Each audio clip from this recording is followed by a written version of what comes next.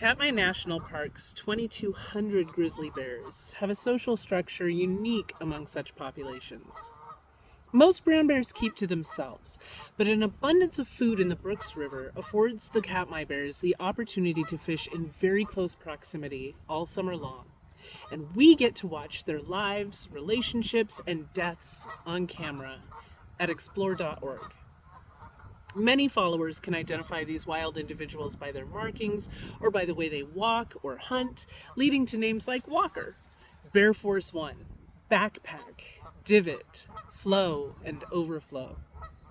The annual salmon run culminates in a bracket-style competition called Fat Bear Week, during which fans vote for the bear who has gained the most weight in both the junior and senior divisions.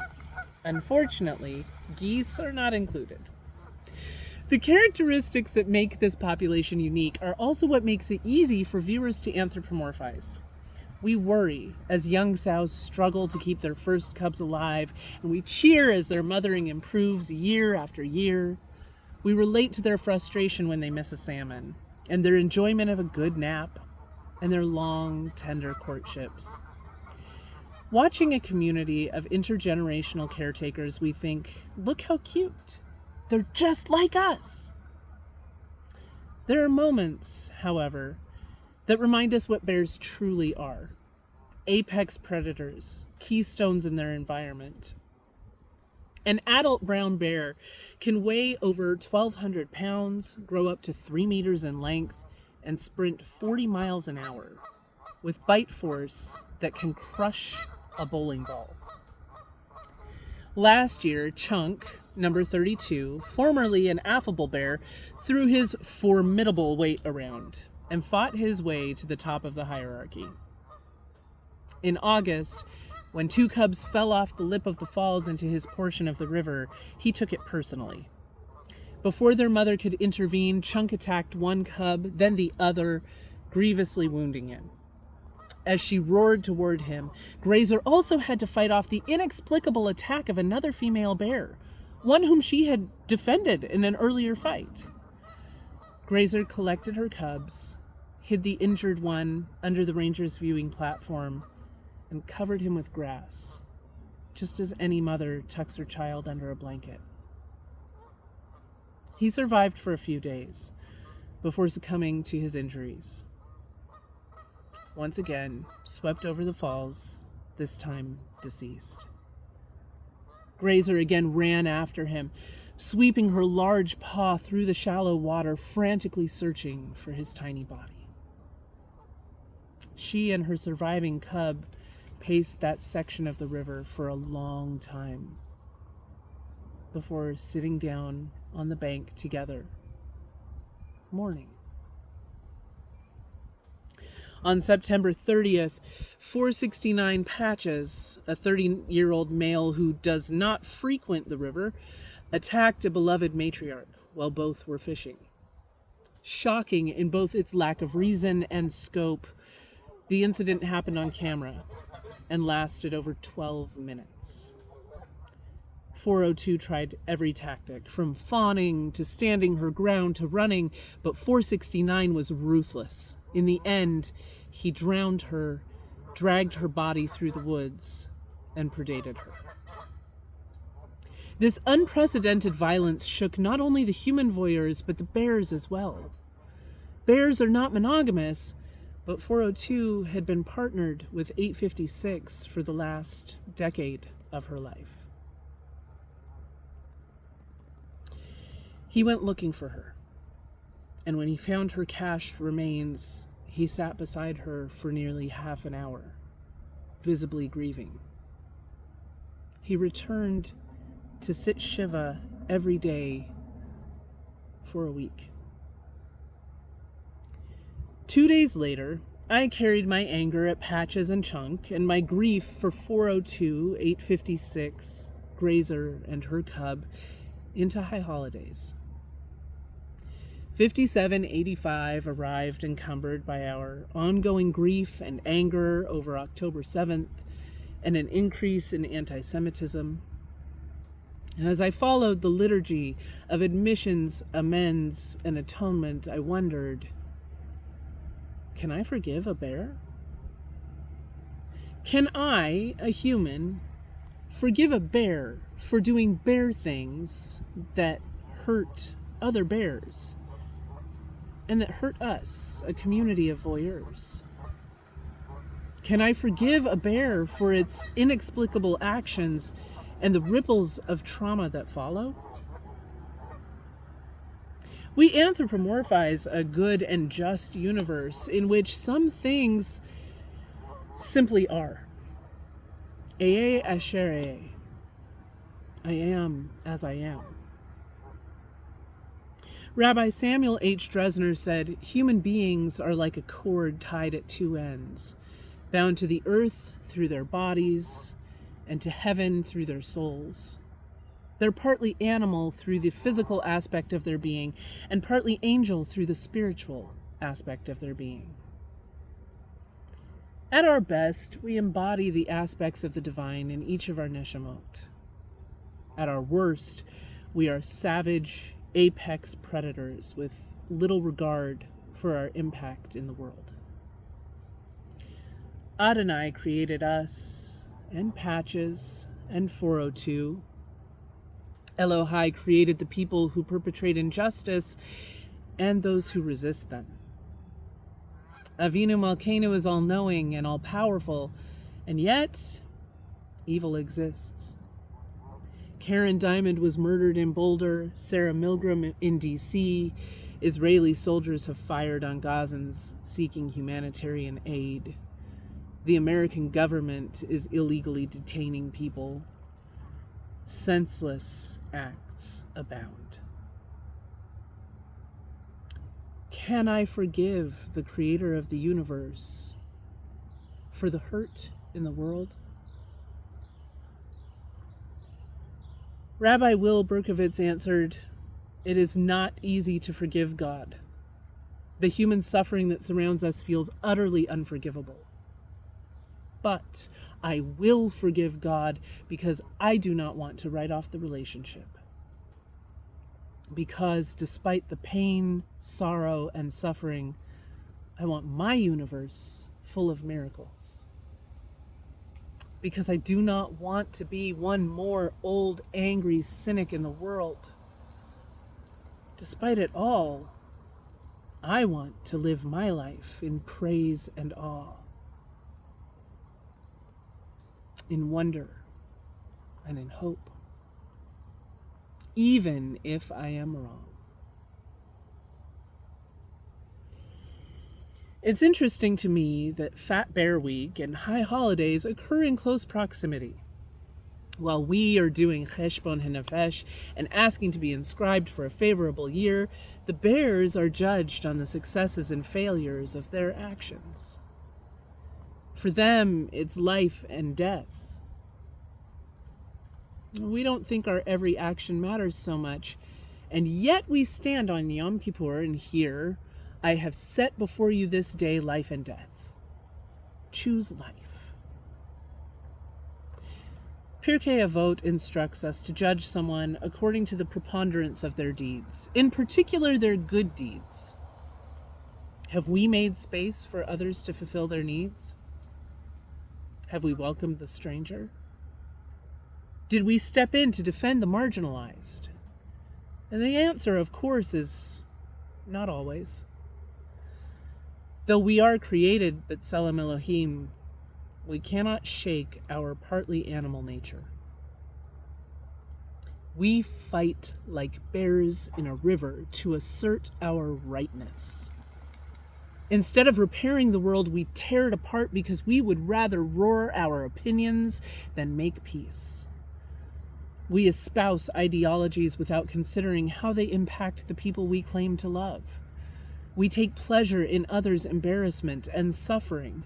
We sit in rivers of abundance and view one another as prey, or, having been wounded in community, we go on the offensive.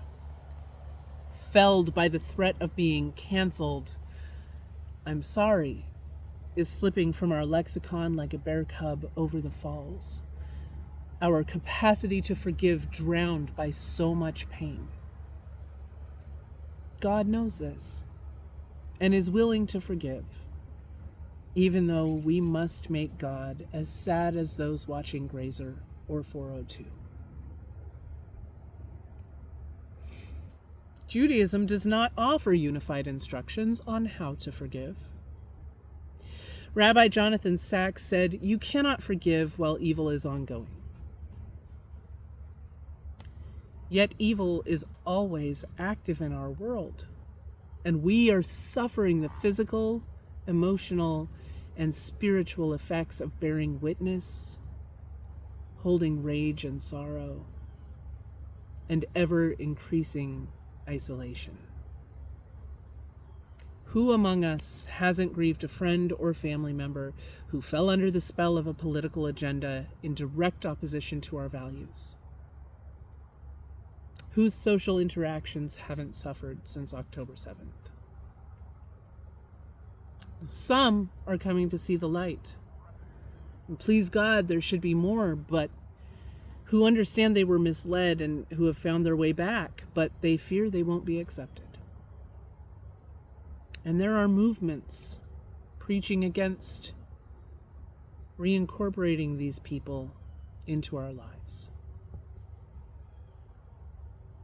And God responded, "I forgive as you have asked." Can we do the same?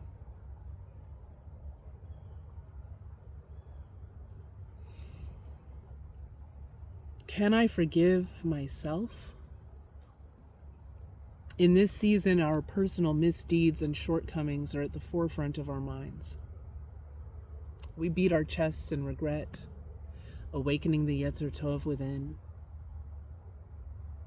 I did not do enough to change the world last year. I didn't change myself. I have been 469. Last fall, I sheared Jacob, one of the kindest rams I've ever had, who makes sons as gentle as he is, and who trusts me. Weeks before, I sent his award-winning son to the butcher.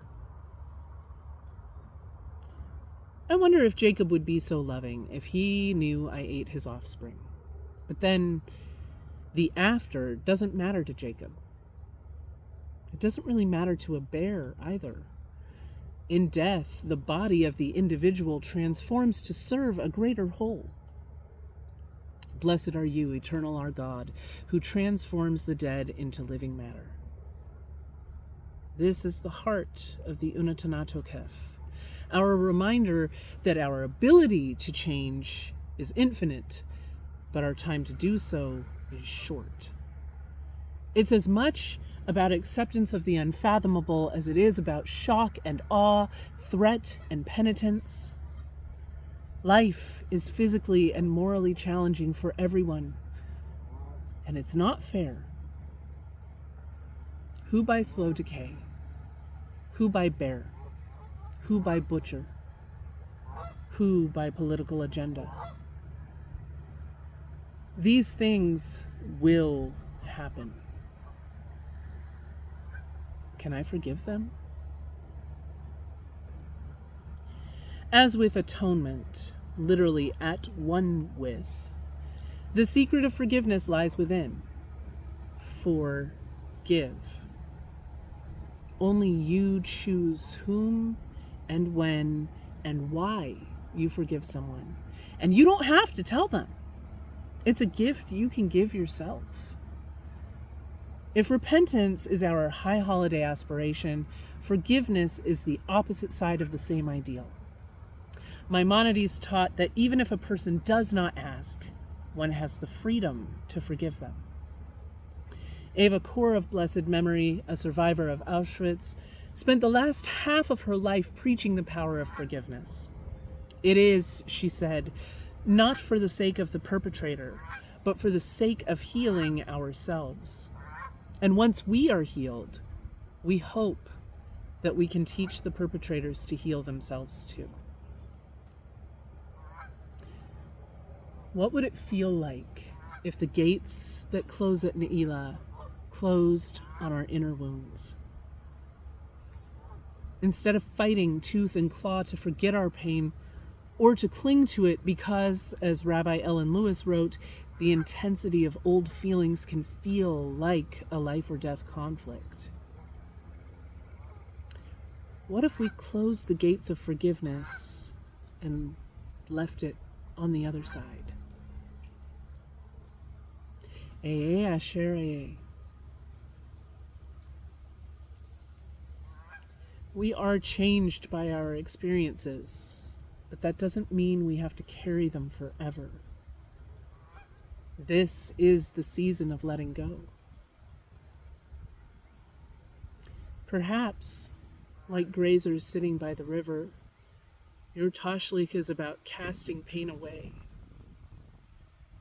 Maybe you'll leave space for that estranged friend or family member who really is trying to do tshuva, where you might say, I forgive as you have asked. I forgave Chunk, but I'd never embrace him. He'd kill me. Forgiveness requires boundaries. The hurt he caused is not a weight I need to carry. I don't have room in my heart for stones. 402's murder delayed Fat Bear Week, and when voting opened, it turned out we were not ready to forgive. Though admittedly huge, we collectively and symbolically punished Chunk and avenged the cub by voting Grazer Fat Bear champion. She, of course, has no idea she was our queen, nor that her suffering made a difference. During Fat Bear Week 2024, the Explore.org community donated over $360,000 to the Otis Fund, named for one of Katmai's most gregarious and beloved bears, and the presumed father of Grazer's cub. The Katmai Conservancy posthumously awarded 402 their Lifetime Achievement Award, and Charlie Annenberg donated $402,000 in her memory. This year, federal protections and fundings of national parks like Katmai have been drastically repealed. Protection of endangered and keystone species, like brown bears, is on the line.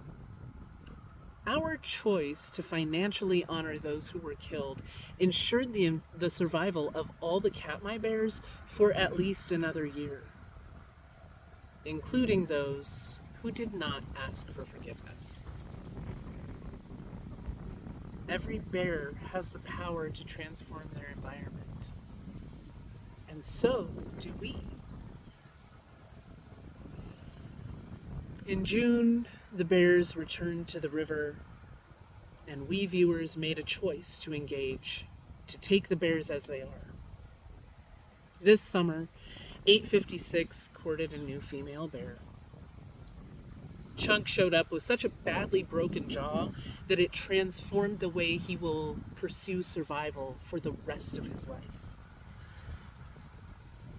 Grazer's cub, named Biggie, won Junior Fat Bear Champion of 2025. And yesterday, in a spectacular show of full circle forgiveness, Chunk beat 856 for Fat Bear Champion of the Year. We all need tshuva, a way back. That's what these days of atonement, at one-ment, are for. On this day of transformation, may you be forgiven as you forgive. May the year ahead be easier for what you leave behind. And may your inscription and your sealing be slicha and complete healing. Gmar Chatima Tova.